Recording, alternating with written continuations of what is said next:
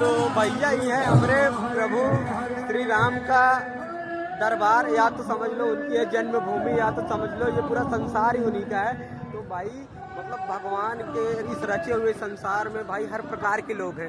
हम तो आज तक जानते थे केवल कि नॉर्मल सा हर एक व्यक्ति का फंक्शन होता है, लेकिन यहाँ पर आप आओगे तो आपको संस्कार के साथ साथ हर एक चीज़ें देखने को मिलेंगी।